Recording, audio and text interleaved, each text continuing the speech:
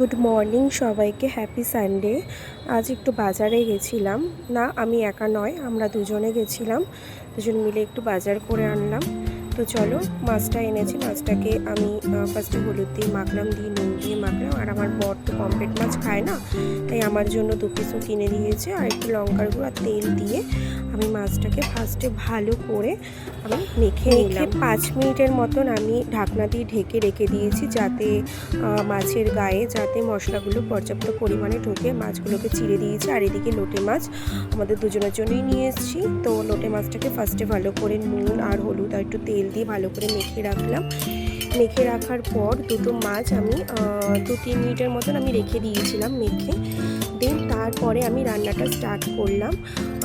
Pomfret মাছের জন্য আমি এদিকে রেডি করে রেখেছিলাম 1.5 চামচের মতন কালো সর্ষে আর পেঁয়াজ, আর এখানে রসুন দেওয়া রয়েছে, এটাকে পেস্ট করে নিয়েছি। আর লোটে মাছের জন্য আমি পেঁয়াজ আর এখানে রসুন, আদা, টমেটো এগুলোকে কেটে রেখেছি। আর পমফ্রেট মাছটা যখন কড়াইতে ছাড়লাম না, আমার না মাছটা না রীতিমতন ভেঙে গেছিলো, আমি অ্যাকচুয়ালি করতে পারিনি।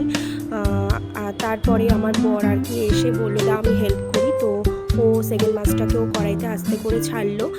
দেন তারপরে পেস্ট করাটাকে আমি কড়াইতে ছেড়ে দিলাম, দিয়ে ওটার মধ্যে হলুদ আর নুন পরিমাণ মতন দিয়ে দিলাম, দিয়ে গ্যাসটাকে লো ফ্লেমে রেখে আমি সর্ষেটাকে হতে দিলাম। 1 মিনিটের মতন সর্ষেটা আমি লো ফ্লেমে ভালো করে নেড়ে এবার আমি 1 কাপের মতন অল্প অল্প করে মশলাটাকে ভালো করে কষালাম।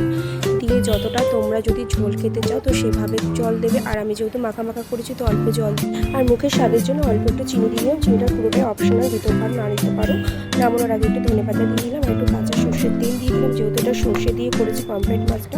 তো আর এই মাছটা সম্পূর্ণ আমার জন্যই আমি করেছি, কারণ আমার বর না পমফ্রেট মাছ খায় না, তো ওর জন্য কড়াইতে 5 থেকে 6 চামচের মতন আমি তেল দিয়ে দিলাম। আর যদি কাটা পেঁয়াজটাকে আমি দিয়ে দিলাম কড়াইতে, আর নুন দিয়ে দিলাম যাতে তাড়াতাড়ি পেঁয়াজটা হয়ে যায়।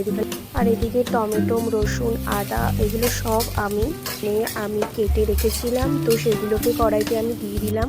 ভালো করে সাঁতলে আমি হলুদ গুঁড়ো, লঙ্কার গুঁড়ো, একটু ধনের গুঁড়ো, একটু জিরের গুঁড়ো আর একটু শুকনো লঙ্কা দিয়েছিলাম যাতে একটু ঝালের জন্য, তবে শুকনো লঙ্কা না খাওয়াই বেটার, ঝালের জন্য পেস্ট করে যে কোনো লঙ্কা দেওয়াটাই বেটার।